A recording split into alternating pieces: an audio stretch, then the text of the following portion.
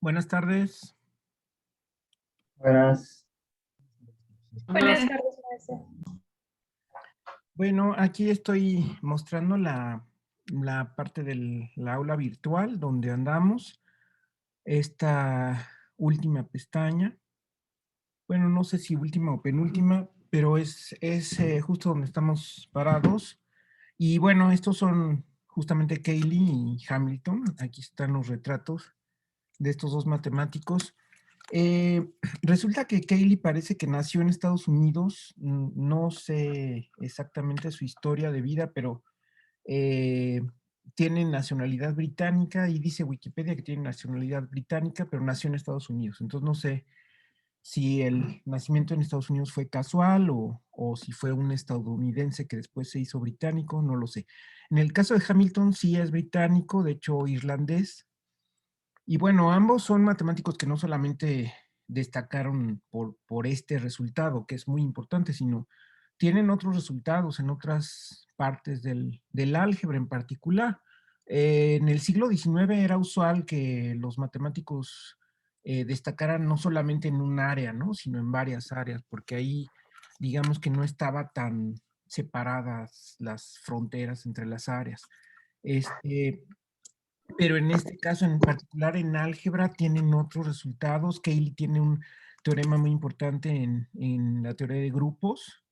Y Hamilton, bueno, pues es muy famoso porque es el descubridor o el inventor, como lo quieran ustedes ver, de los cuaternios, que son una estructura algebraica que le llevó muchos años pensar, no sé, algo así como 8, y que cuenta la leyenda que paseando por los puentes de Dublín, no sé si recuerdo, no sé si era Dublín o era alguna otra ciudad irlandesa, se le ocurrió la fórmula que describía esa estructura, que son los cuaternios, y la grabó con un cuchillo ahí, grabó en el puente la fórmula, ¿no? Y de hecho, ahora si ustedes van al puente, está una placa con la fórmula en honor a Hamilton. Bueno, ellos dos son los autores de este teorema que vimos.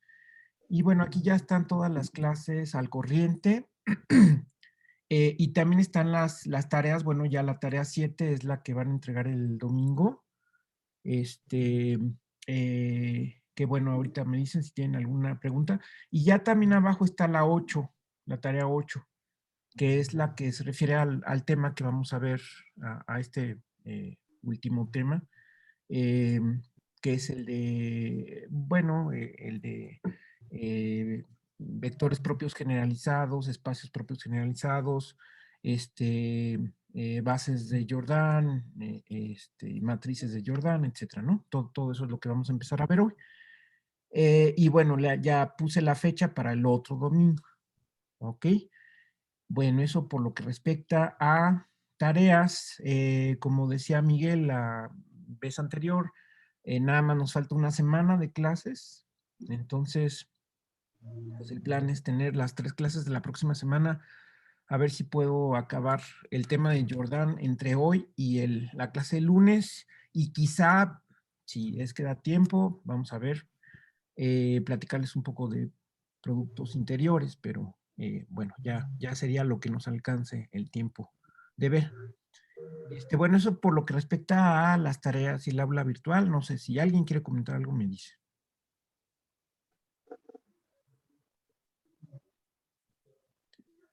Por lo que respecta a exámenes, ya vi sus resultados. Bueno, ahí cada quien sabe cómo le fue en el examen, pero bueno, no voy a compartir eso, nada más voy a decir, sin decir nombres, que hay un alumno que, bueno, de hecho, ninguno tiene MB hasta ahora. Digamos, si yo calificara el curso con los 2 exámenes pasados, ninguno tendría MB. Hay uno que sí está queriendo alcanzar la MB, pero no, todavía no, oficialmente no. Y a los demás les ha ido menos bien, es decir, hay 2 alumnos que les fue muy mal en el primer examen y en el segundo ya les fue bastante razonable. Hay un alumno que está en el rango de la B. Recuerden que los rangos de calificaciones están en el plan de estudios. Entonces, el rango de la B es de 7.5 a 8.4, ¿no? Y hay 2 alumnos que están en el rango de la S. Ahora, eso, recuerden que aunque aprueben el curso, si sacan ese, de todas maneras, ese es el promedio del trimestre baja, y eso pues puede repercutir en la beca. Tienen ustedes que cuidar esa parte, ¿no? Entonces, bueno, por lo tanto, la conclusión es que sí es necesario hacer un tercer examen. Si a alguien le hubiera ido ya muy bien en los 2 primeros, pues con eso a mí me bastaría que con eso ya calificar el curso, pero en vista de esta situación, pues sí, vamos a hacer un tercer examen. Y el tercer examen, pues yo planeo que se haga el lunes de la semana 12, ¿ok? Pues si quieren ustedes a la hora acostumbrada, eh, y bueno, sería de estos últimos temas, ¿no? Es decir, de la tarea 7 en adelante. O sea, llevamos 2 tareas, 7, 8. Si nos alcanza el tiempo de ver algún tema más, que sería muy poquito, pues sería una tarea corta más. Y ese sería el material del tercer examen, ¿ok? Y bueno, sí traten de hacer el máximo esfuerzo. Los que ya tuvieron de calificación, pues no vayan a volver a bajar. Si hacen un buen esfuerzo, pues lo que puedo hacer es tomar el promedio de los 2 exámenes más altos, digamos. Es lo que puedo hacer, pero si sacan, o sea, si no suben de calificación, pues sí, tengo que asentar la calificación que les corresponde, ¿de acuerdo? Ese es el plan. No sé si alguien quiere comentar algo sobre eso al respecto. Yo tengo una pequeña duda, profesor. Sí, Alonso. Yo sé que yo estoy bueno, de oyente en su materia, pero ¿cómo sería mi rendimiento em, si fuese su alumno? O sea, a mí no me da Ah, pena bueno, perdón, decirle, es que a ti no te incluí en la lista porque solamente puse a los alumnos que aparecían en el acta, pero bueno, no recuerdo, bueno, en este último examen creo que sacaste 8 o 8.5, no me acuerdo. 8.5. Ujú. 5, y en el primero, Saqué 7.5. 7.5, sí. Sí, entonces digamos que ahorita estarías muy cerca del MB, ¿no? Entonces yo también a ti, si estuvieras inscrito, te recomendaría que hicieras un tercer examen, pues para subir de promedio, nada más. Ah, muchas gracias, profesor. Sí, sí, sí. Ok. Igual Juan Manuel está en una situación parecida, entonces sí recomiendo hacer el tercer examen. Nada más síganle echando ganas, bueno, para que puedan sacarle MB, ¿ok? Sí, gracias, profe. Sí. Muy bien. Perfecto. Entonces, bueno, si no hay más comentarios, pues entramos en materia. Y aquí ustedes están viendo la pantalla del teorema de Cayley-Hamilton. Le digo Cayley-Hamilton nada más por respetar el orden alfabético, porque luego, pues, hay susceptibilidades de que quién es más importante de los dos. Pues, entonces, yo los pongo en orden alfabético para no errar. Bueno, ya lo hemos comentado mucho este teorema. No sé si ustedes después de repasar las clases y pensar en todas las piezas que intervinieron, ¿no? Para llegar a este teorema. Recuerden que aquí es muy importante el asunto de los espacios T cíclicos, que son un cierto tipo de espacios T invariantes, y donde el apellido T es porque dependen de un operador lineal T, ¿ok?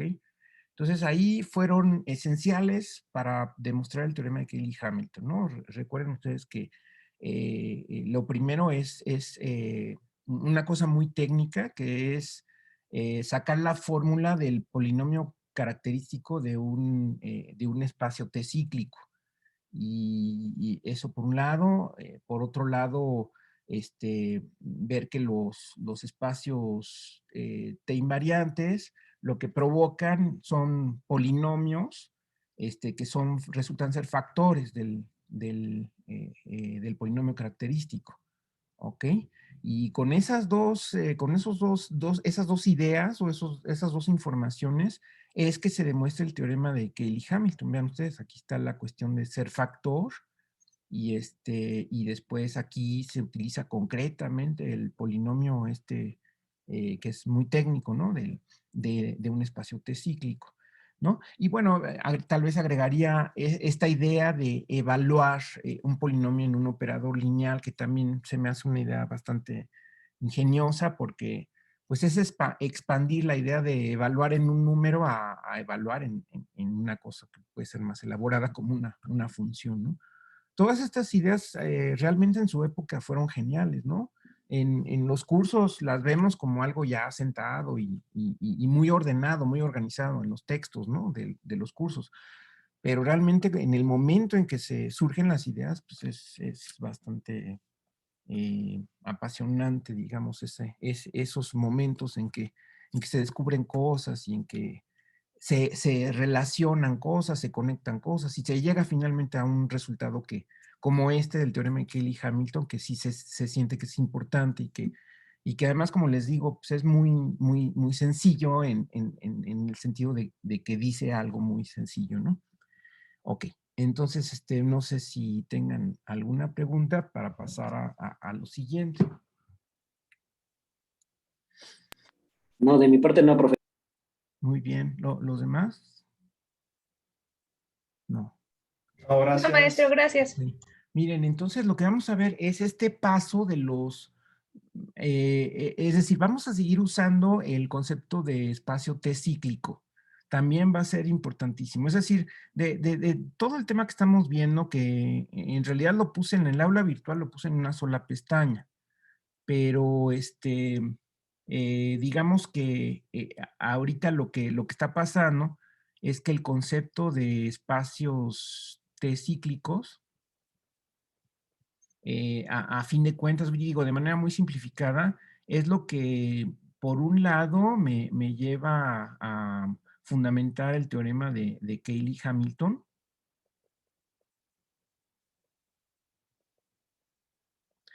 pero también no solo los espacios T cíclicos, el fundamento de, pues de todo eso que tiene que ver con vectores propios y espacios propios que se llaman generalizados.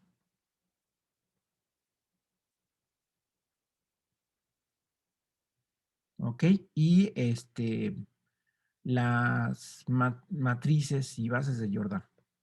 Matrices y bases de Jordan.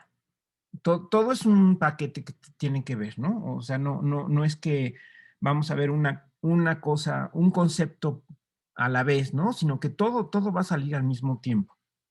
¿Ok? Aparentemente es mucho, pero lo que pasa es que todo sale al mismo tiempo.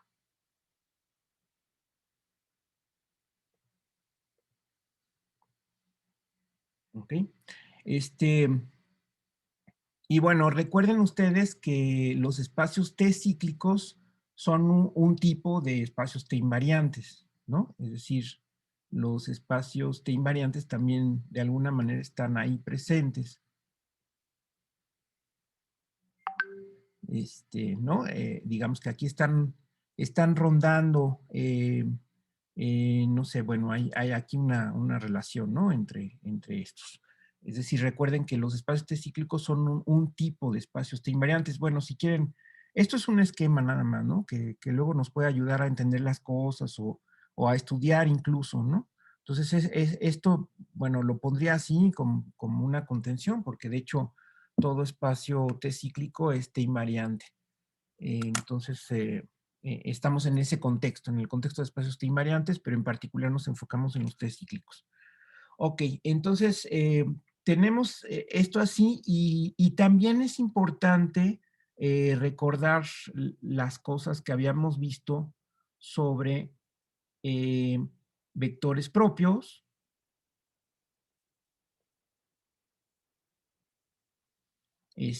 Habíamos visto también espacios propios.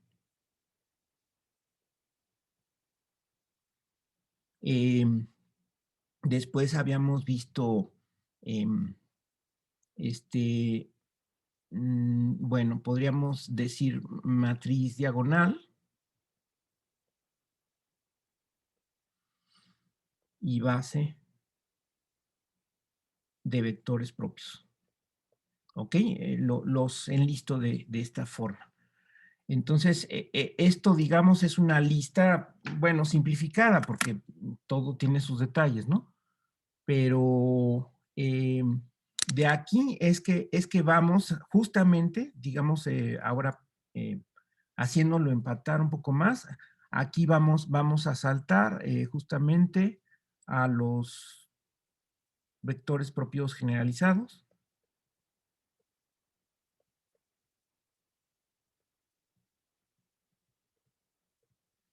A los espacios propios generalizados.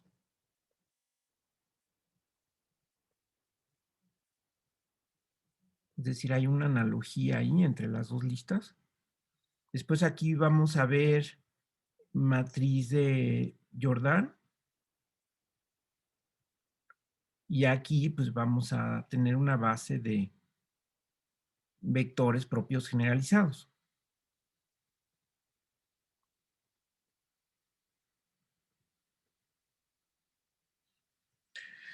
Ok, entonces recuerden ustedes que la existencia de esta base de vectores propios generalizados, o sea, aquí esto lo podemos pensar como una tabla, ¿verdad? Y aquí los renglones corresponden, ¿no?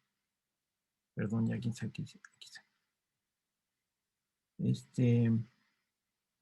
Los renglones corresponden más o menos uno a uno y bueno, más que una correspondencia de unívoca, es una generalización, ¿no? Es decir, de uno se pasa al otro. Hay un salto que es también muy frecuente en matemáticas, partir de un contexto más sencillo y dar ese salto a una situación más general. Bueno, de hecho aquí se usa la palabra generalizado, que quiere decir que en efecto, estos vectores propios o este caso va a ser un caso particular de que lo que vamos a estudiar es un caso más general, o incluso que los espacios propios van a ser subconjuntos de los espacios propios generalizados, es decir, el conjunto de vectores propios va a ser un subconjunto del conjunto de vectores propios generalizados, ¿ok? Las matrices de Jordan, las matrices diagonales van a ser un tipo de matrices de Jordan, ¿de acuerdo? Y el tener una base de vectores propios va a ser una situación más restrictiva, es decir, es una situación particular, a una situación un poco más flexible que es la de tener una base de vectores propios generalizados. Cuando nosotros estamos en un ámbito más general o en un ámbito más amplio o estamos lidiando con clases de objetos más grandes, por lo tanto tienen una mayor extensión y por lo tanto pueden abarcar más situaciones, ¿ok? Esa es la cuestión. Entonces, bueno, sí es un movimiento muy natural en matemáticas, ¿no? O sea, querer ir, digamos, conquistando más conocimientos, si lo quieren ver así, como pues no sé, como una especie de lidia o sí, o de ir conociendo más, de ir ganando terreno, por decirlo, ¿no? Entonces, aquí, por ejemplo, teníamos la situación restrictiva, entre comillas, de cuando un operador lineal es diagonalizable y la respuesta era que es diagonalizable si solo si hay una base de vectores propios. ¿Ok? Y que no siempre existe esa base de vectores propios, aún con la hipótesis que vamos a seguir manteniendo esta hipótesis, ¿eh? La hipótesis, bueno, aquí de hecho no estoy hablando de la existencia, nada más es la definición, pero bueno, pasando a la existencia, si yo quiero preguntarme que existe una base de vectores propios, es algo muy especial y tiene que ver con que el operador sea diagonalizable, no siempre se puede. Algo que ayuda es que el polinomio característico se pueda factorizar totalmente. Entonces, aquí todavía vamos a suponer que el polinomio característico se factoriza totalmente. Sí, porque de hecho es una restricción, digamos, de origen, ¿no? O sea, si el polinomio característico no se factoriza totalmente, pues quiere decir que nos están faltando vectores, perdón, valores propios, que son las raíces del polinomio. Entonces eso pues ya inmediatamente nos corta el espacio, bueno, el terreno, digamos, para llegar a lo que queremos, ¿ok? Entonces, aquí en los teoremas de existencia, la hipótesis va a ser siempre que el polinomio característico se descomponga en factores lineales, ¿no? Si el campo donde estamos trabajando es un campo algebraicamente cerrado, entonces ya eso no nos preocupa, todos los polinomios se factorizan totalmente. Entonces, una cosa muy frecuente es suponer que el campo es algebraicamente cerrado.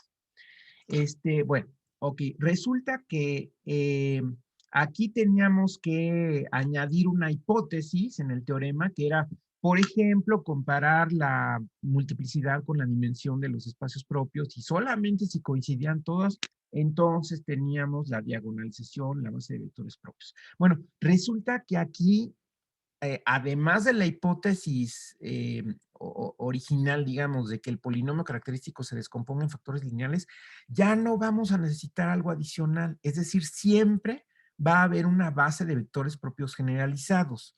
Esa ampliación de los conceptos va a ser suficiente para que siempre exista esa base formada por vectores propios generalizados.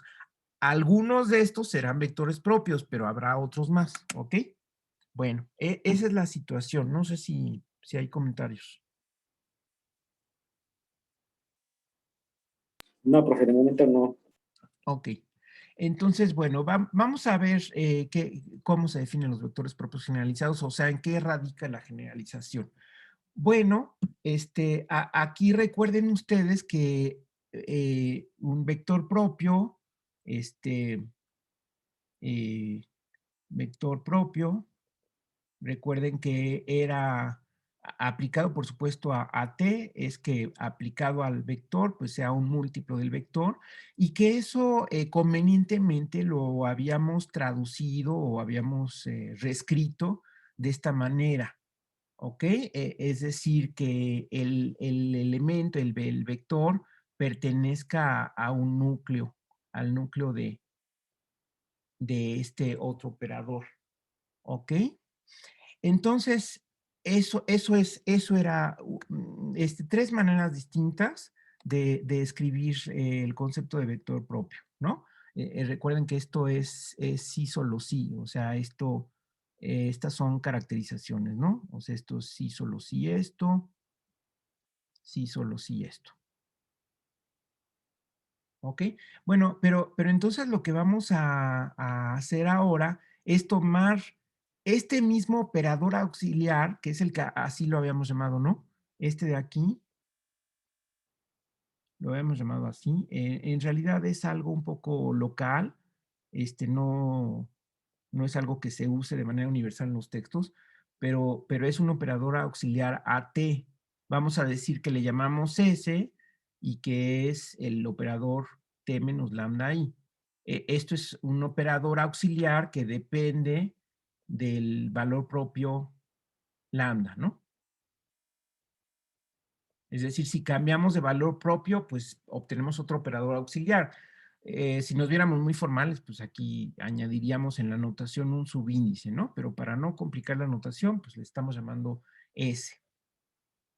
Ok, y entonces, por lo tanto, nos interesan, o sea, los espacios propios, de una vez les voy a poner aquí abajo, el espacio propio que va a incluir al cero. Recuerden que le habíamos llamado el lambda y es el conjunto de los vectores a los cuales les pasa esto. Bueno, aquí vamos a incluir el cero. Aquí cuando definimos vector propio es distinto de cero, pero cuando ya hablamos de espacio propio, aquí incluimos al cero y simplemente son estos vectores que también los podemos simplemente ver como el núcleo de S, ¿ok? es el núcleo de ese, simplemente. ¿Están de acuerdo? Entonces, esta parte, déjenme aquí hacerlo un poquito más para acá, perdón. Ok, donde ahí estamos cambiando la anotación, pues para simplificar. Ahí está el espacio propio. Bueno, entonces ahora, ¿qué va a ser un vector propio generalizado? Bueno, pues lo que vamos a hacer es, como les había dicho alguna vez, resulta que el kernel de un operador, ya sabemos que el kernel de un operador es en efecto un espacio invariante. Esto es un espacio S invariante, pero también es T invariante.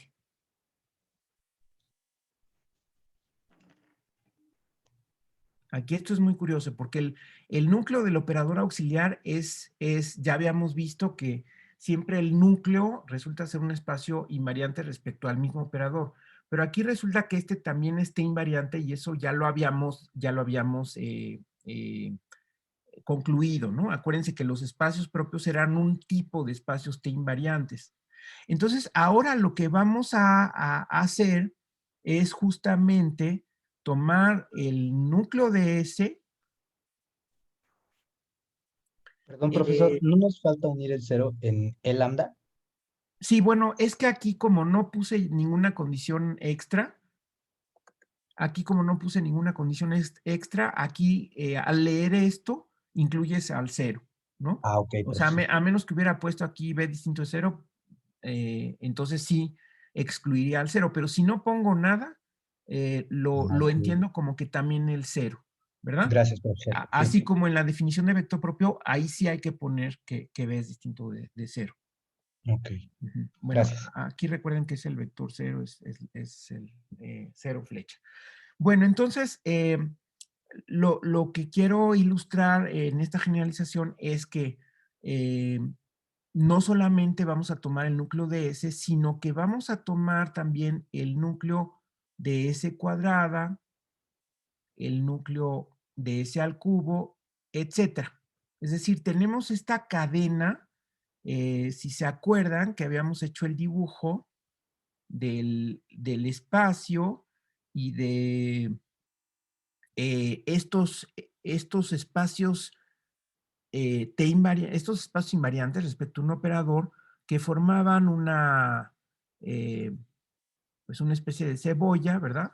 Que en principio pues eh, se extiende en principio al escribirlos, al plantearlos, se extiende de manera infinita en principio, pero recuerden que la dimensión del espacio es una limitante y que por lo tanto el número de subespacios que estén ahí metidos, pues no es, y que estén metidos en forma de cadena, porque van a formar una cadena, no se puede extender al infinito, es decir, en algún momento ya se estaciona la cadena, eh, eh, porque el espacio vectorial es de dimensión finita, ¿ok? Entonces, aquí es donde vamos a hacer la generalización. Entonces, fíjense, en el contexto pasado, nada más tomábamos este núcleo, este que está aquí, que es el núcleo de S, y ahora vamos a tomar, de hecho, la unión de todos estos núcleos, que sería, déjenme ponerlo así, como la cebolla completa. Esto de aquí sería la unión de los núcleos de S a la M, donde M es mayor o igual que 1. ¿Ok? Es una unión. Pero fíjense, es una unión de subespacios que están encadenados. Entonces, esto es un espacio, es un subespacio. ¿Ok? Eso lo puedo hacer para cualquier operador. Tengo esta cadena de subespacios. Eso lo puedo hacer en abstracto, donde ese es un operador cualquiera. Yo puedo tener esta situación y entonces en vez de fijarme nada más en su núcleo, me puedo fijar en todas las capas de esta cebolla que vamos a decir que forman la cebolla completa. Ok, en abstracto. Pero en particular me puedo fijar en esta S. ¿Ok? Entonces, eso ya nos conduce a una definición, ¿no? Fíjense ustedes, ¿qué quedaría? A ver, antes de llegar a la definición, vamos a decir, en particular, si S es igual a T menos lambda I, ¿no? Donde ya saben ustedes que lambda es un valor propio de T, ¿no? O sea, estamos pensando que lambda es valor propio de T. Entonces tendríamos el núcleo de, lo voy a desglosar, ¿verdad? O sea, en vez de S estoy poniendo S. Tendríamos el núcleo de este operador metido en el núcleo de este operador auxiliar al cuadrado y así nos vamos, ¿no? O sea, en general tengo el núcleo de T menos lambda I a la M. ¿Ok? Y podemos definir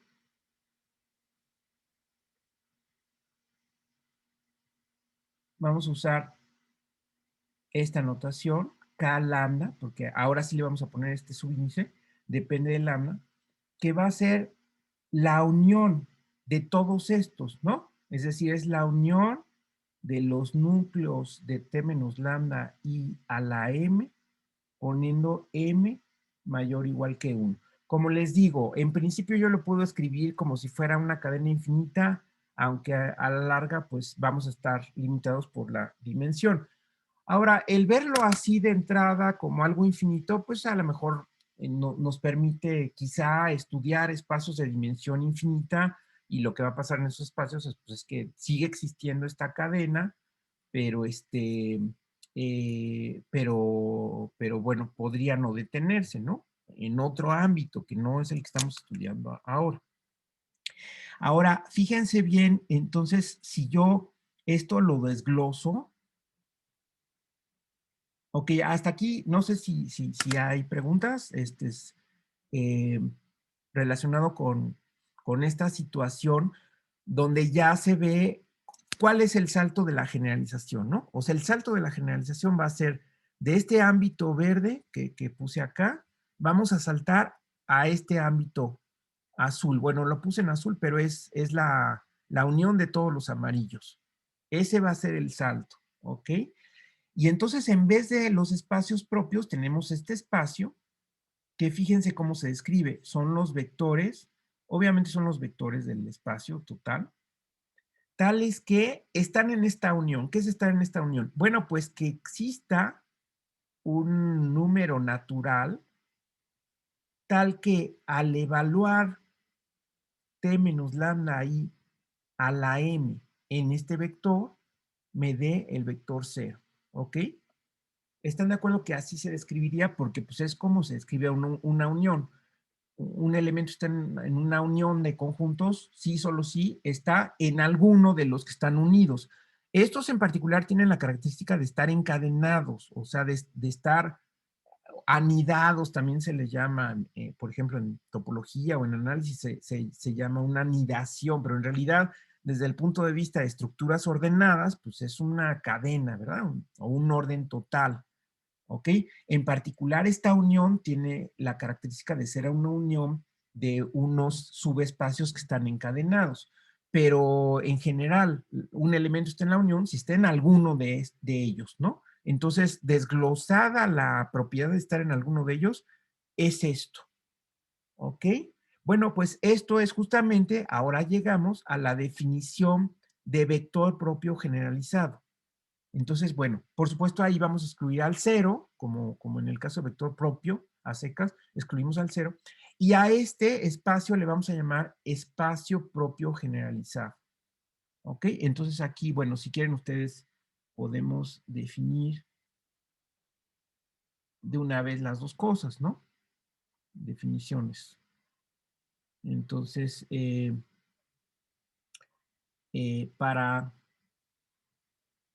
lambda, bueno, para lambda, en realidad puedo pensar en un valor propio, pero o sea, podría pensar en un escalar cualquiera del campo, nada más que para los escalares que no son valores propios, recuerden ustedes que pues no tiene mucho chiste, porque entonces los espacios, de hecho, desde los espacios propios ya se volverían cero, ¿no? Pero bueno, vamos a definirlo en principio para un escalar y vamos a decir, definimos, bueno, decimos, ya lo definimos aquí arriba, ¿no? Eh, la definición anterior para K lambda es la de espacio propio generalizado. ¿Ok?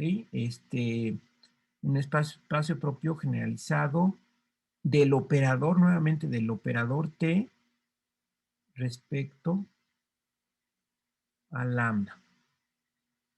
¿Ok? Bueno, vamos a ponerlo así por separado. Esta es una definición y la otra definición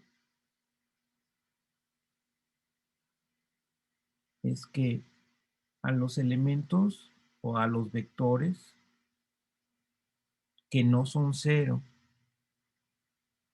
de K lambda se les llama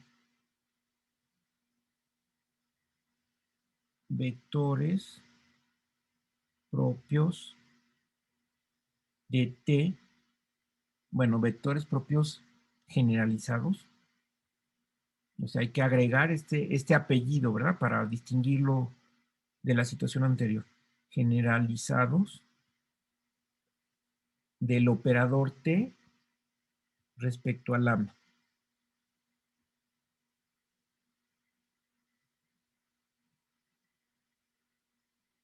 A ver, creo que quedó muy pegado esto y a veces no se ve lo que está hasta abajo, entonces, bueno, déjenme hacer un recorrido aquí. Ok, mientras tanto, no sé si quieran hacer preguntas o comentarios mientras hago esta maniobra. Pues bueno, yo lo que, digamos, entiendo ahí es que precisamente esa, pues como dijo, esa generalización, pues de ahí se ve que el caso particular son los vectores propios, ¿no? Cuando la M es 1, Así digamos, es, ya se tiene el caso de vectores propios, ¿no? Tomando en la definición que lambda sea un valor propio, ¿no? así es exactamente. Entonces, ok, entonces, sí, en efecto, tenemos varias observaciones, pero por lo pronto tenemos, eso lo voy a escribir ahorita, ¿sí? Pero por lo pronto tenemos los dos primeros renglones, digamos, definidos. Como les digo, todo va más o menos al mismo tiempo, pero tenemos estos dos primeros renglones, que es la clave de cómo entender esta generalización, ¿verdad? De cómo entender este salto. Es una ampliación, es una extensión de un conjunto en el que nos habíamos fijado, y aquí, entonces, vamos a escribir eso que acaba de mencionar Juan Manuel, que sería observación. Si lambda es... Bueno, de hecho, como les digo, o sea, en principio podemos definirlo para todo K. Eh, este espacio está contenido en esto, ¿no? Y esa es una cosa. Bueno, si quieren las numeramos. Aquí esta sería la primera. Y la segunda es que todo, eh, bueno, igual refiriéndonos a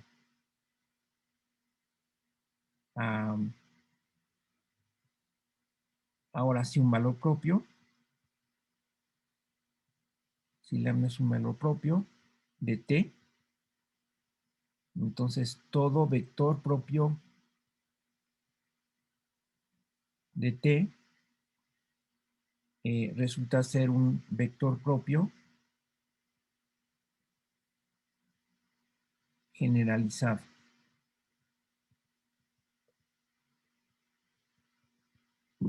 De T. ¿Ok? Entonces ahí están las dos primeras generalizaciones en cuanto a todo vector propio es un vector propio generalizado y todo espacio propio está contenido en el espacio propio generalizado correspondiente.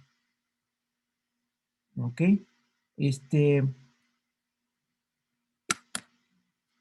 Sí, aquí en la definición, les digo, aunque lo tomé para una escalada, pero las que más nos interesan pues, son los espacios propios generalizados asociados a un valor propio.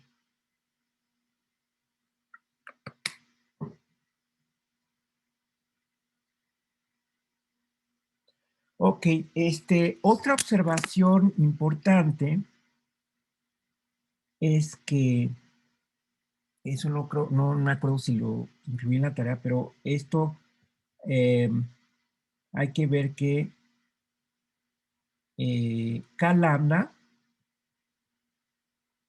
es un espacio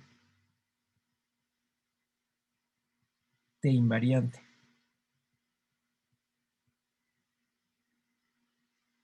¿Ok? De manera análoga a como demostramos que el núcleo de este operador es un espacio T invariante.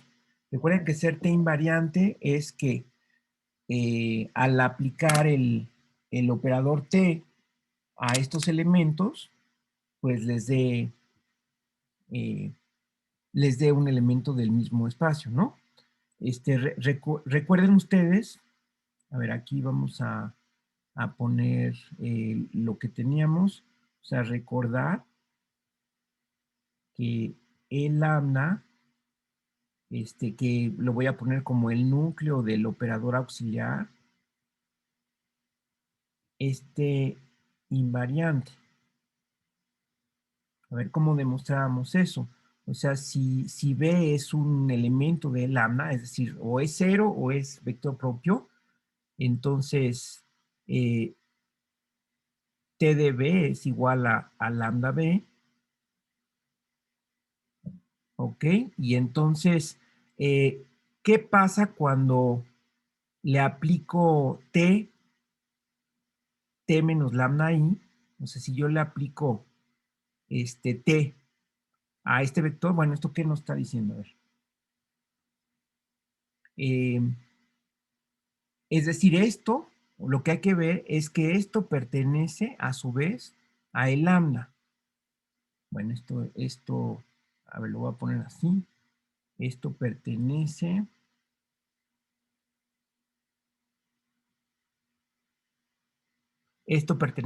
a el lambda, vuelve a pertenecer el lambda, que es el núcleo de T menos lambda I.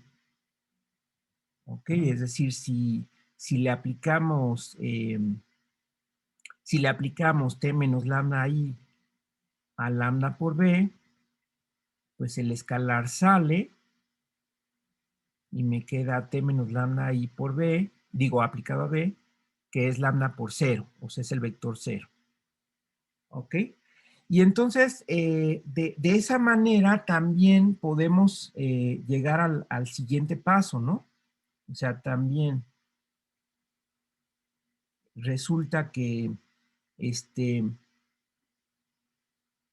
vamos a pensar que, bueno, si T menos lambda I a la M de V es igual al vector 0, es decir, aquí estamos pensando en que, bueno, no sé si este renglón se ve, me parece que a veces esto se deja de ver, entonces mejor lo voy a escribir en la siguiente.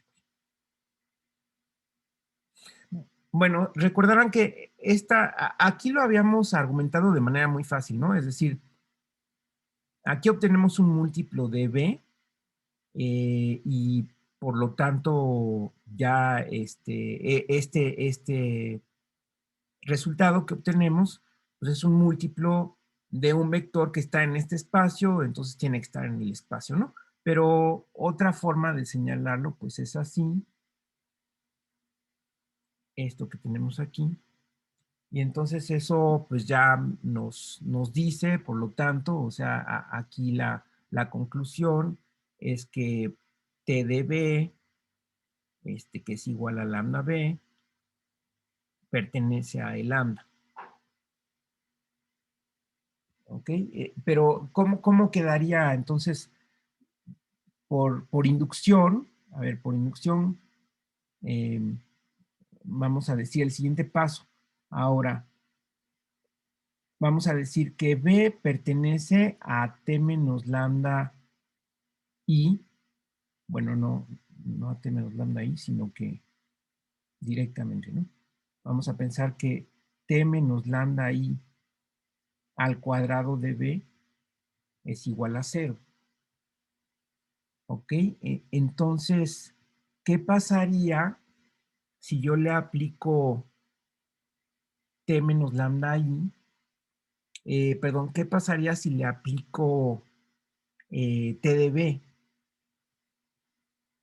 O sea, aquí la pregunta es que si esto está en K lambda, ¿no? Entonces, si yo le aplico T menos lambda I a T de B, ¿qué resulta? Me resulta ser T cuadrada de B menos lambda por T de B. A ver si me sale esto. Déjenme ver. Es que esto puede ser que no salga así. Pero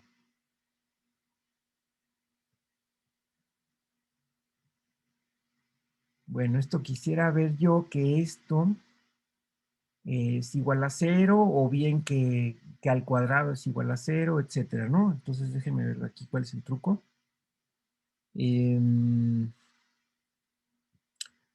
A ver, esto de aquí lo que me dice, esto de aquí arriba, lo que me dice es que T menos lambda I de T menos lambda I de B es igual a 0. Ok, entonces, bueno, eso no lo tengo apuntado porque creo que lo tomé como parte de la tarea, pero quería darles una sugerencia, a ver si me sale esto. Bueno, lo que quiero demostrar es justamente que este espacio, este invariante, ¿no? Entonces, ya lo hice para el primer caso. Esto se debe poder hacer por inducción, pero quiero que quede claro el paso inductivo. Profe, hay que, hay que agarrar un vector cualquiera, ¿verdad? En K lambda Sí, sí, y sí, sí. aplicarle el operador T menos lambda I, es Eh, aplicárselo a ese vector y ver que se cae nuevamente o aplicar ¿cómo se le llama? Un operador, digamos, T menos lambda I a alguna potencia. Es que, digamos, ahí es no, donde... bueno, a ver, sí sabemos ya que son T menos lambda invariantes. Eso sí lo sabemos, pero aquí la dificultad o el mayor chiste es demostrar que son T invariantes, ¿no? Aquí, fíjense, aquí sí ya sabemos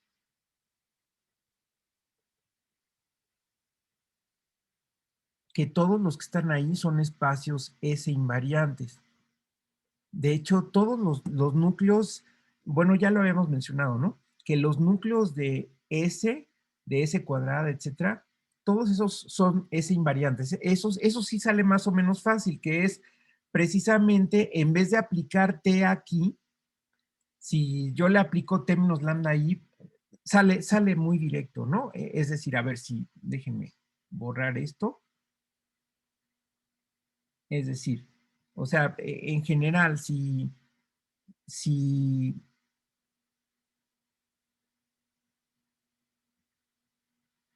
Si yo tengo que t menos lambda i a alguna m aplicado a b es igual a 0, entonces, pues simplemente t menos lambda i a la m menos 1 aplicado a t menos lambda i de b es igual a 0, ¿no?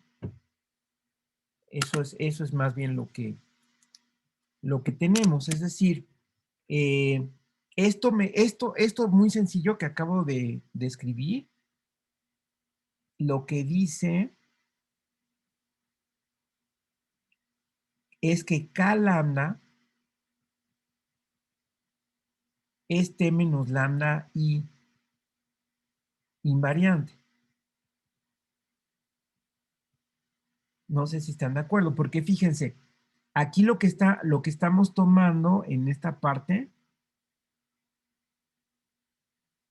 aquí lo que estamos considerando en esta parte de aquí, esto que escribí aquí, es exactamente lo mismo a decir que B está en K lambda.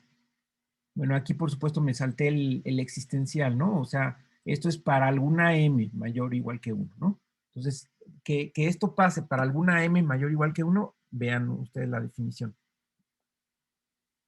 Si pasa eso para una m mayor o igual que 1, eso quiere decir que el vector v está en K lambda. Y lo que estamos demostrando aquí es que, fíjense, nada más de esta simple reescritura, lo que estamos diciendo aquí es que el vector, digamos, si pongo un paréntesis aquí, es que este vector que puse entre paréntesis, t menos lambda i de b, también está en K lambda. Porque para m menos 1, si yo le aplico t menos lambda i a la elevado a la m menos 1 a este vector, me da 0. ¿Por qué? Porque es simplemente reescribir esto, o sea, separarlo como, digamos, esta potencia, escribirla de esta forma, ¿no? Entonces, eso sí resulta ser muy fácil. Si es t menos lambda invariante. Pero aquí el chiste es que además, no solamente eso, sino además, resulta que K lambda es t invariante. Lo que pasa es que ahí se necesita un truco que no lo tengo apuntado y estoy tratando de acordarme, pero no me acuerdo. Ok, entonces, sí, aquí hay que tener cuidado de no confundirse porque hay dos operadores interviniendo. Uno es el operador original T y el otro es el operador auxiliar. Entonces, este espacio sí resulta ser muy fácilmente T menos lambda invariante, pero además lo que queremos demostrar es que esté invariante. Entonces, es decir, que esta cadena que está, a ver, la misma cadena que puse aquí, déjenme tomar esta cadena, este dibujo, y lo voy a pasar acá.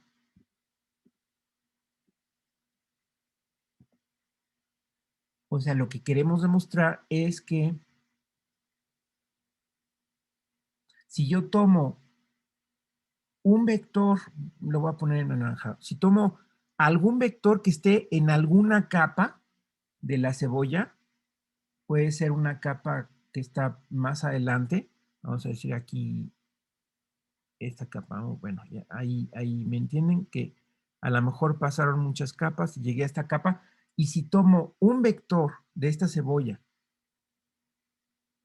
y le aplico a ese vector, le aplico el operador, no el auxiliar. Con el auxiliar ya sé que sí, vuelve a caer en el mismo espacio azul, que es la unión de todas las capas de la cebolla. Pero el chiste es que si yo le aplico T a este, vuelve otra vez a caer ahí mismo.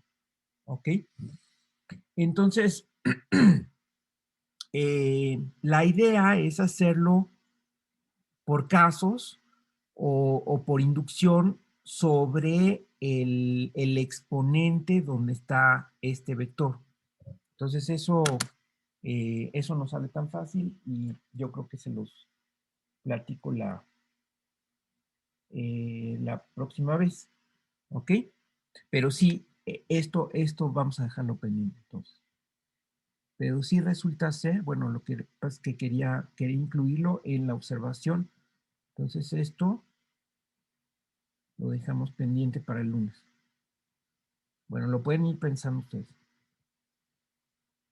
Ok, esa sería la tercera observación, que es un espacio T invariante.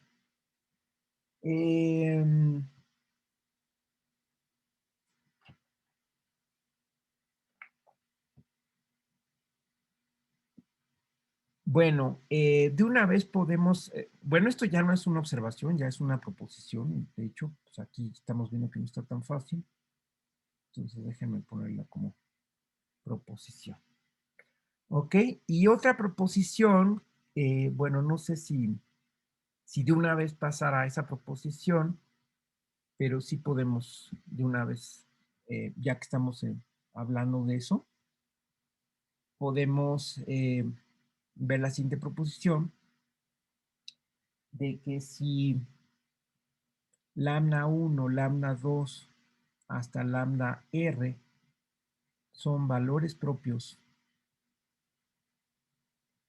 distintos del operador t,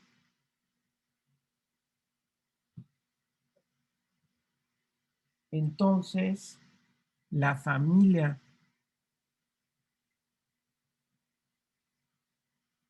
de k lambda is desde igual a 1 hasta r, esta familia de espacios propios generalizados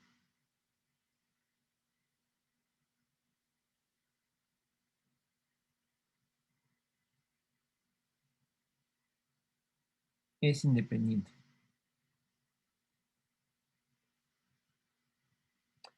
Entonces, fíjense que aquí tienen que ampliar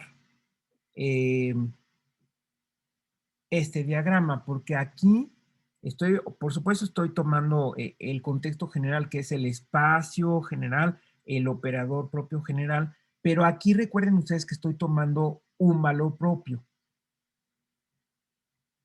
Pues esto es K lambda. Entonces yo puedo esto repetirlo pues muchas veces, ¿no? Es decir, esta situación que yo tengo aquí,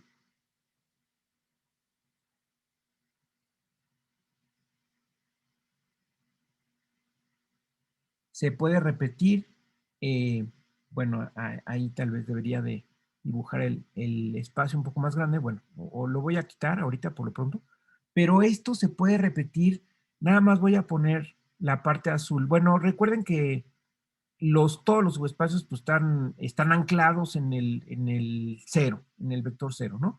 Entonces yo puedo esto repetirlo y repetirlo y repetirlo para cada valor propio distinto. Digamos que esto sería K lambda 1, K lambda 2, etcétera, ¿no?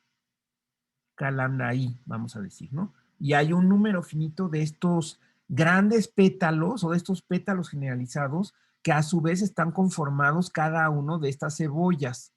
Sí está clara la visualización. Es decir, estamos pensando en una flor como los pétalos que formábamos con los espacios propios, pero ahora pensando en los espacios propios generalizados.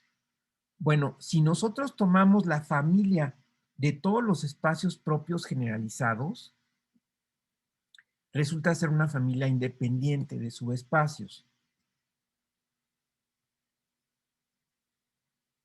No sé si tal vez aquí, a lo mejor lo vi, pero bueno, o sea, sí lo mencioné, pero a lo mejor hay que escribir que esto en efecto es un subespacio, ¿no? Es decir, aquí arriba, si me permiten, voy a escribir la observación 0. Le voy a poner 0.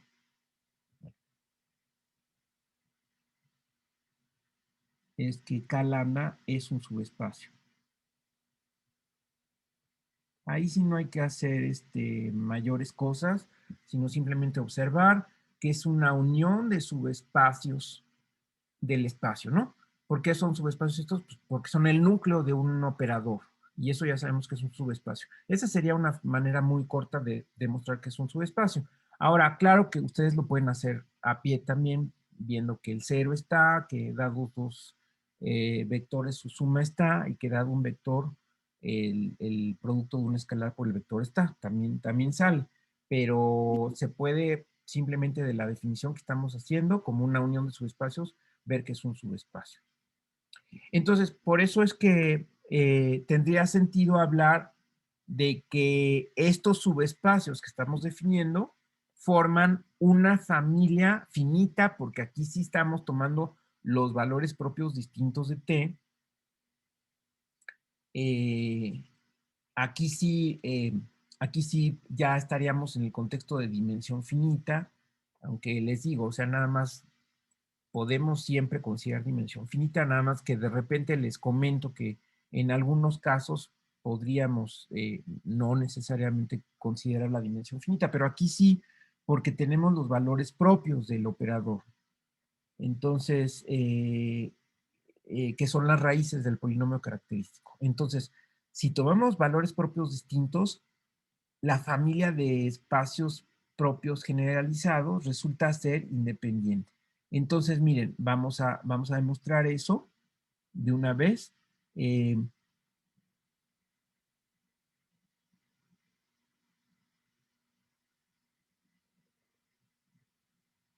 Y para simplificar, vamos a demostrar,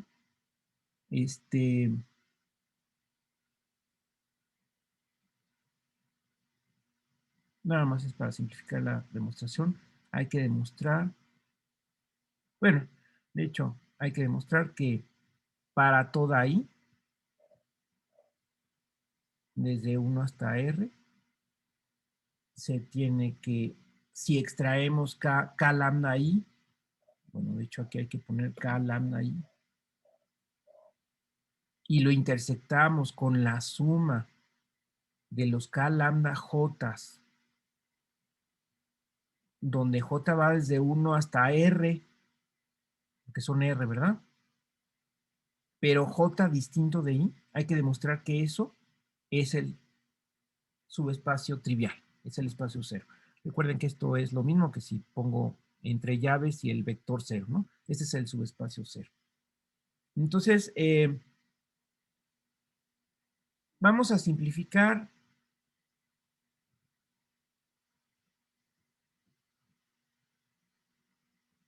y decir que i es igual a 1 para, para que la notación sea más sencilla. Consideremos un vector que vamos a llamar B1, que va a estar en K lambda 1. Consideremos, a ver, si quieren ponemos B1, V1 que está en K lambda 1. Y B1 está en la suma del resto, es decir, B1 lo puedo escribir como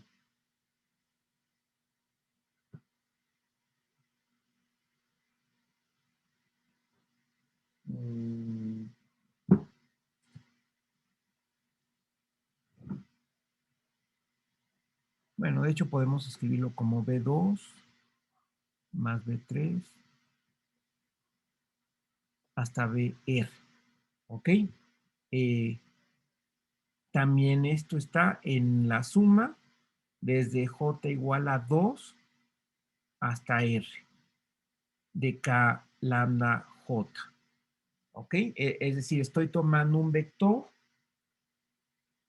que le estoy llamando B1, que está en el primero de los enlistados. En realidad no importa cómo los llamo, ¿no? Porque aquí pues puedo usar cualquier orden y nada más para simplificar la notación, para que no tenga que poner BI con una I arbitraria y aquí tendrá que poner B1 más B2 más B3 hasta BI menos 1 y luego saltarme a BI más 1, ¿no? Entonces, para no acarrear esa escritura, vamos a llamar B1 al vector del espacio que estamos extrayendo ahí, del espacio que estamos extrayendo, y a su vez estamos pensando que ese mismo vector se escribe como suma de vectores que están en el resto de los espacios.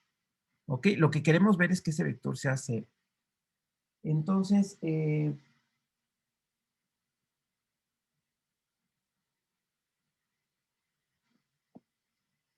Bueno, entonces cada BI o cada BJ,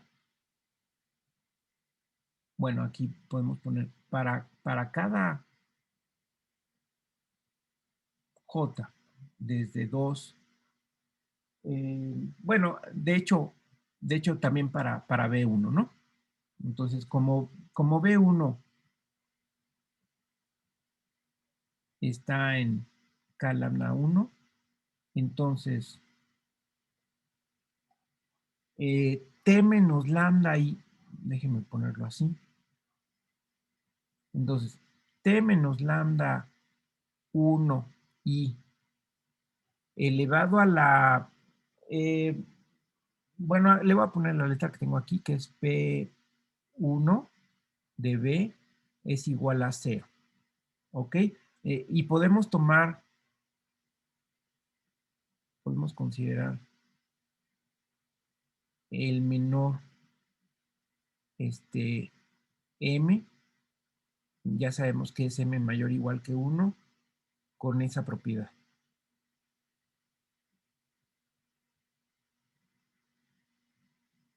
¿Ok? Es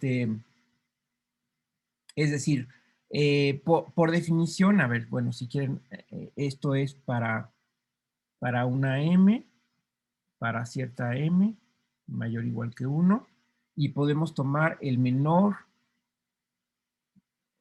P1, vamos a llamarle, P1 mayor o igual que 1 con esa propiedad. ¿Ok?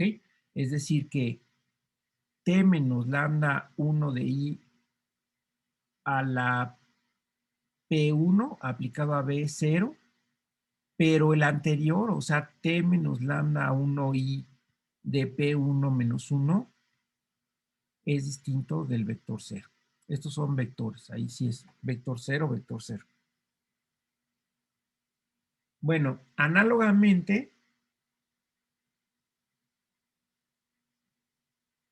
podemos encontrar, digamos, exponentes P2,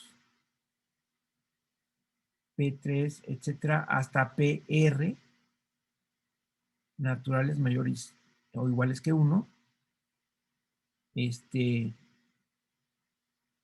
menores,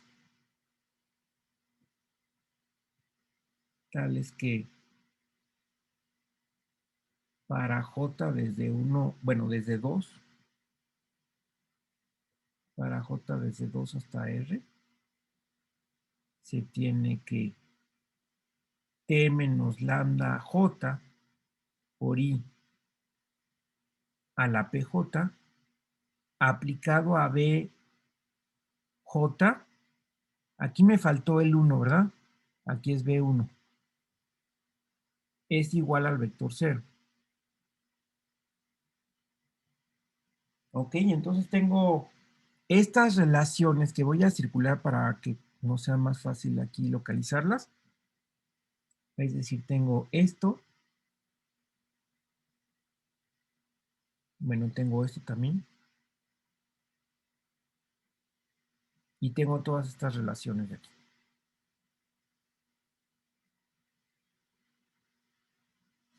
¿De acuerdo? Y además, pues tengo que B1 es esta suma.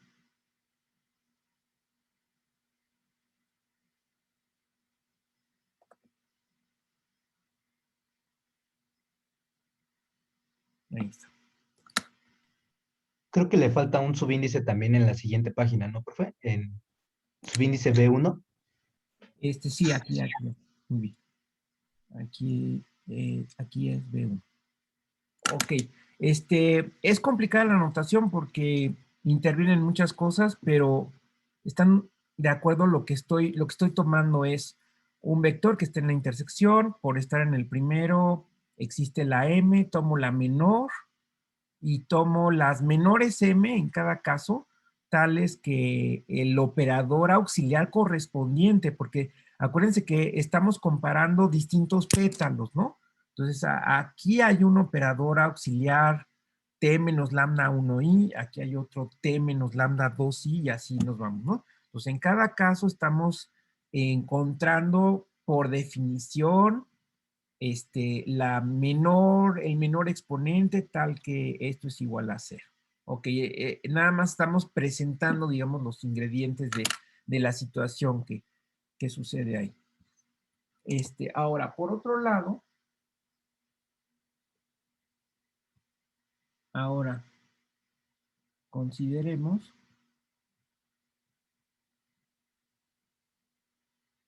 el polinomio, que no es el polinomio característico, pero es un polinomio que está definido como x menos lambda 1 a la p1 menos 1 por x menos lambda 2 a la p2, y así nos vamos hasta x menos lambda r a la pr.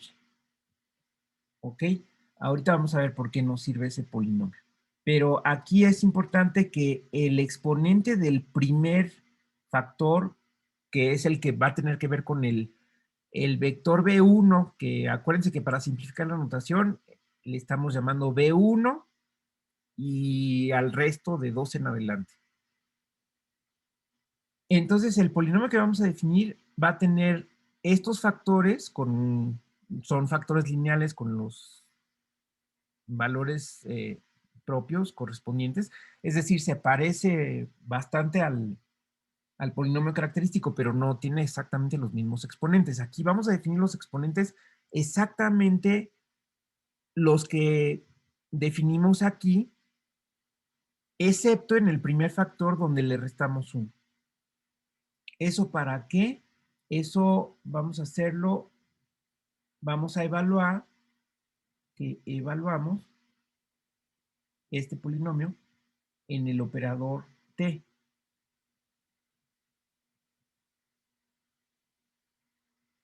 ¿Ok? Y luego evaluamos en el operador t de una vez y podemos decir, y luego dicho operador, o sea, el operador que resulte, a ver si quieren lo pongo aquí abajo, que es el segundo paso, y luego dicho operador lo evaluamos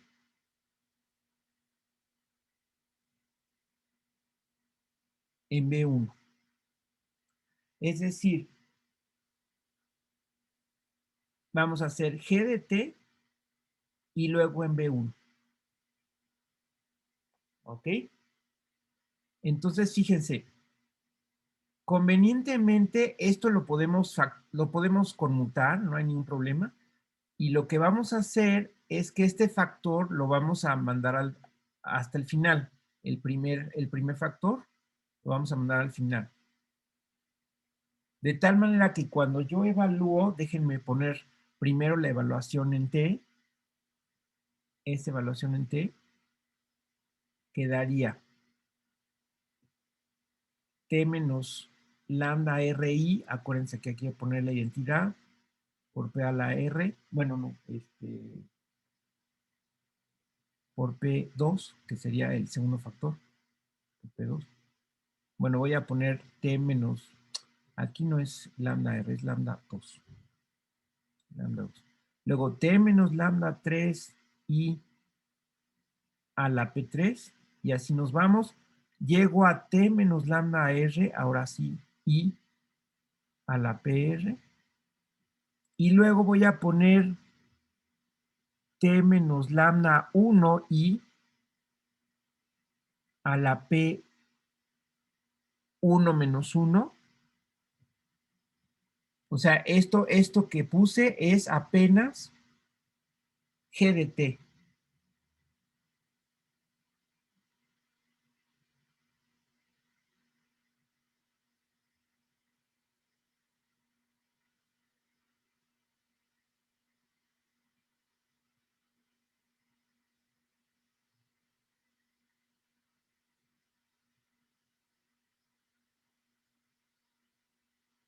Y luego eso hay que evaluarlo en B1. Pero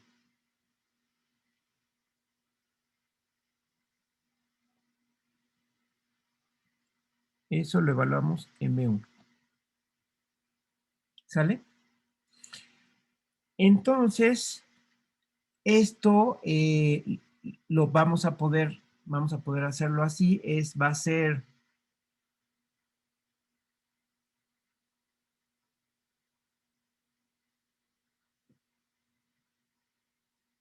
vamos a llamarle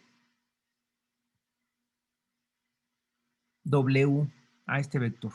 Bueno, le podría llamar W1, pero W nada más, ¿no? Y observar entonces,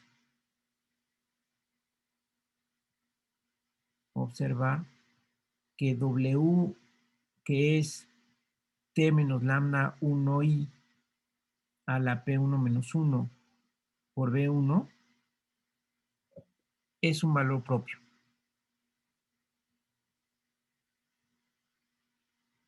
de T. Bueno, lo voy a escribir en la siguiente pizarra.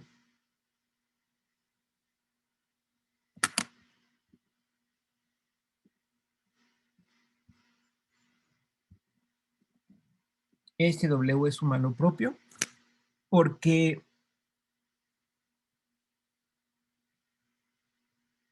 cuando yo le aplico T menos lambda 1i a W, pues va a ser T menos lambda 1i de T menos lambda 1i a la P1 menos 1 de B1, que es T menos lambda 1i a la P1 de B1, que quedamos que eso era 0, ¿verdad? Eso es el vector 0. Entonces, vean ustedes cómo W, eso me dice que W es un valor propio, perdón, es un vector propio. Al aplicarle el operador auxiliar, me da el vector 0. Y esa es la definición de un vector propio. ¿Ok? Bueno, entonces, fíjense, tenemos este operador aplicado a un vector propio, que es W. O sea, tenemos este operador. Ahora, déjenme señalar este operador aplicado a este vector propio. ¿Ok? Este operador, déjenme llamarle, bueno, si quieren le cambiamos de nombre y le llamamos, ¿cómo le llamamos? Bueno, S.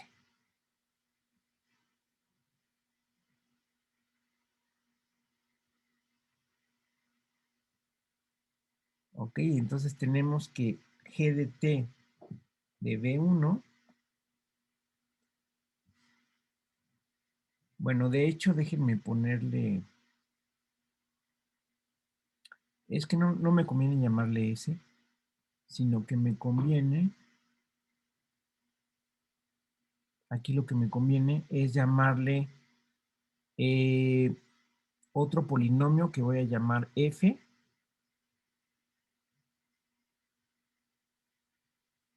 a T mismo. ¿Ok? Eso va a ser, ahorita reconocemos cuál es el otro polinomio. Eso es F de T aplicado a W. ¿Ok? Esto es donde W es un vector propio de T respecto a lambda 1. ¿Ok? Y donde el polinomio f de x es el mismo polinomio que yo tenía, bueno, de hecho es este polinomio excepto el factor, el primer factor, si se fijan, el polinomio, ahora en esta parte, el polinomio en el que estoy evaluando, en esta parte, es el mismo g de x, pero menos el primer factor, es decir, este sería x menos lambda 2 a la p2, así nos vamos, hasta x menos lambda r a la pr. ¿Sale? Esa es la situación que tenemos. Ahora, si me permiten, les muestro la tarea 7. Ahí está. El ejercicio 10. Vean el ejercicio 10. El ejercicio 10 lo que dice es, tomas un polinomio cualquiera y un eigenvector de un operador que corresponde a un eigenvalor. Entonces, si tú quieres evaluar el polinomio en el operador y luego en el eigenvector, lo puedes hacer primero evaluando el polinomio en el eigenvalor y entonces obtienes un escalar y luego lo multiplicas por el eigenvector. ¿Ok? Eso es parte de la tarea y hay que demostrarlo, o se están ustedes comparando dos vectores. Aquí estamos, ojo, aquí estamos comparando vectores. Siempre cuando ustedes demuestran una igualdad, hay que darse cuenta qué es lo que están comparando. Lo que están comparando son vectores aquí. Y lo que se pide en ese ejercicio es que da lo mismo primero evaluar en el operador y luego evaluar en el vector, a primero evaluar en el valor propio y luego eso multiplicarlo por el vector. ¿Ok? Entonces, usando este ejercicio 10, me regreso, ¿no? Nada más acuérdense qué es lo que hay que hacer. O sea, si yo quiero evaluar, claro que tiene que ser un eigenvector, ese es el punto. No es para cualquier vector, es un eigenvector. Y el eigenvalor correspondiente. No son cualesquiera, no hay que pensar que esto siempre pasa. Es un vector muy especial y es un escalar muy especial, ¿no? ¿Ok? Entonces, me regreso. Una vez que tengo este ejercicio, me regreso a la pantalla. ¿Ok? Y entonces, aquí puedo decir por el ejercicio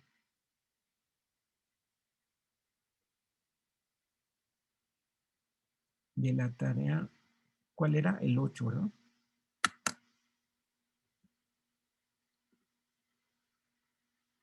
No, era el 10. El ejercicio 10 de la tarea 7. Entonces tenemos que f de t en w, tenemos esa situación precisamente, ¿no? F de t en w es evaluar este polinomio en el valor propio, es decir, sería, bueno, lo voy a escribir, f de lambda, el escalar f de lambda multiplicado por el vector w, ¿no? ¿Y eso qué sería? Eso sería, esto es lambda 1, ¿verdad? Entonces sería lambda 1 menos lambda 2 a la P2. Y así nos vamos hasta lambda 1 menos lambda R a la PR. Todo este escalar del campo por W. ¿Ok? Y lo importante es que eso, bueno, lo voy a hacer más chico porque luego no se ve esta parte, entonces, bueno, para que me quede todo en un solo renglón, perdón.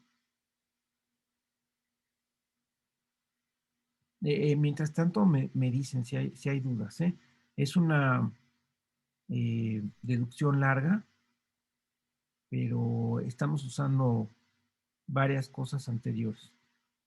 Ok, entonces esto es lo mismo que esto. Si se ve.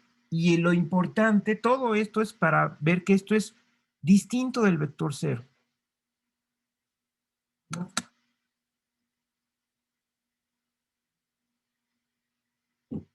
Esto es distinto del vector 0. ¿Por qué? Porque tengo un escalar distinto de 0.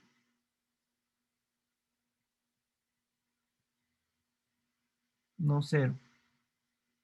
Y tengo un vector, que es un vector propio, no 0.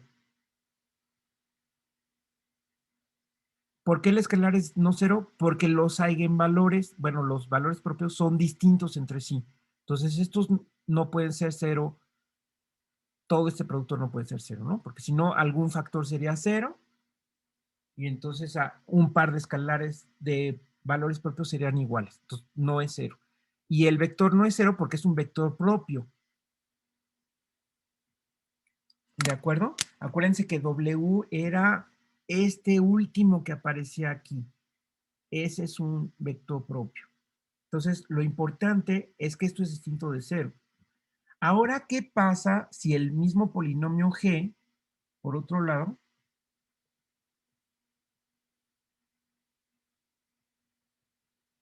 si se lo aplico a, bueno, de una vez a la suma, ¿no?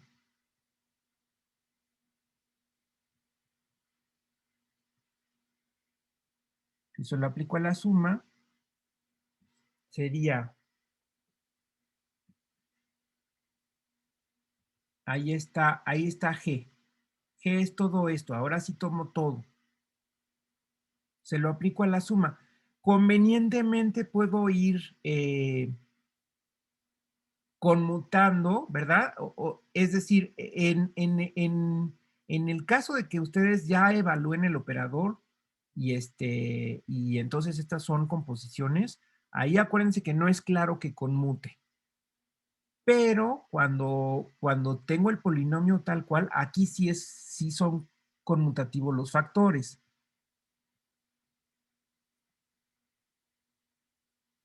Los factores conmutan.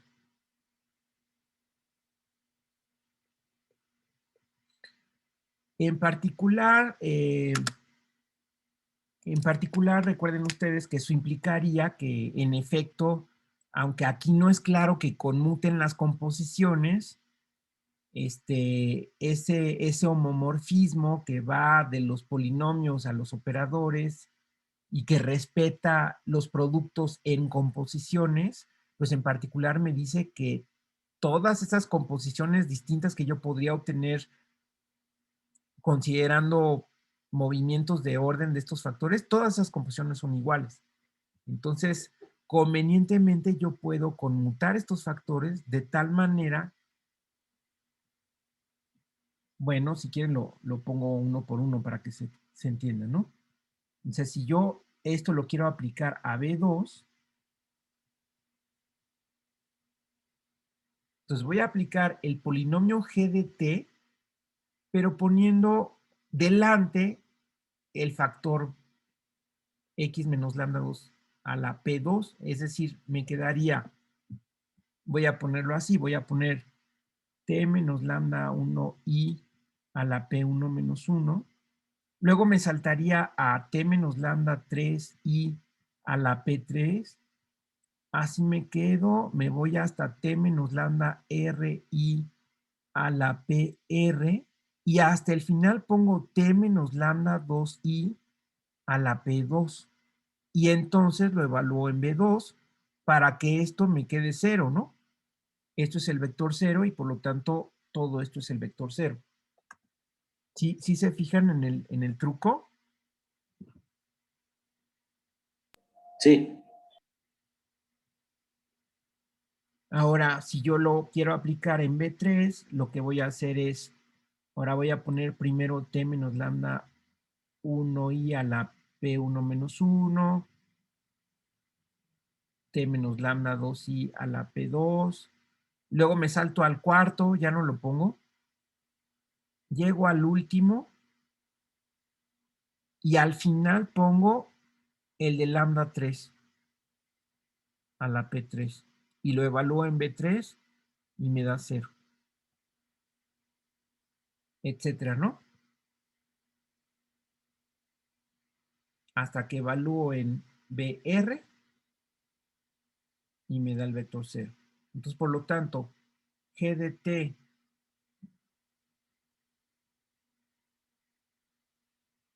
de B1 hasta BR me daría el vector 0. Entonces, si B1, perdón, esto es desde B2, ¿verdad? Entonces, si B1 coincide con esta suma y no es 0 el vector, llega una contradicción.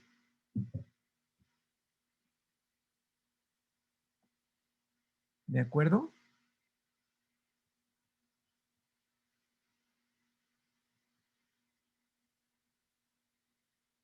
¿Ok? De hecho, si fuera 0, Bueno, aquí no podría definir esto como un... Aquí me equivoqué, aquí dice valor propio, esto debe decir vector propio. Aquí es vector propio. Entonces, por lo tanto, si... Bueno, entonces, si B1 igual a B2 más B3 hasta BR es distinto del vector 0, tenemos una contradicción.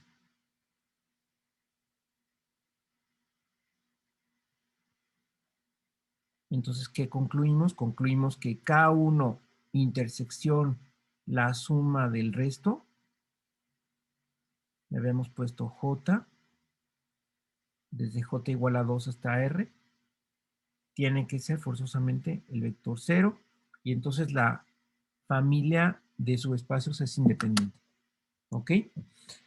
Entonces, bueno, esto es más complicado que el caso de espacios propios, porque los espacios propios eran del dibujo de nuestros pétalos. Los espacios propios nada más eran esta parte que dibujo en verde, ¿no? O sea, tenemos una florecita aquí, ¿se acuerdan? Y era más fácil, entre comillas, demostrar que esta familia era independiente, aunque había su truco, ¿no? De hecho, fue una pregunta, a algunos les tocó de examen esa pregunta.